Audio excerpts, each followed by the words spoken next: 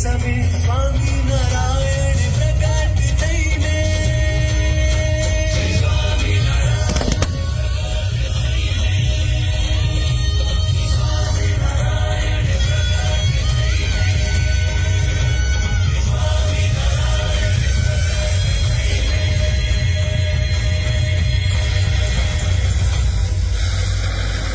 બોલો સર્વે સંતોને હું અહીંયા આવું જરૂર સ્વામી મને તો ગમશે પણ આમાં કેટલીક કાયદાકીય ગૂંચવણો હોય છે કારણ કે એક ટ્રસ્ટને બીજા ટ્રસ્ટને આપે કે ના આપી શકે એટલે ભુજ મંદિરની કમિટીએ આ સ્વીકાર કરવાનો ઠરાવ કર્યો અને અમદાવાદ મંદિરની કમિટીએ ભુજને આપવાનો ઠરાવ કર્યો આગળ તો થઈ ગયું ત્રીજી એક વિધિ બાકી રહી ગઈ ચેરિટી કમિશનર ગુજરાત સરકારની મંજૂરી જોઈએ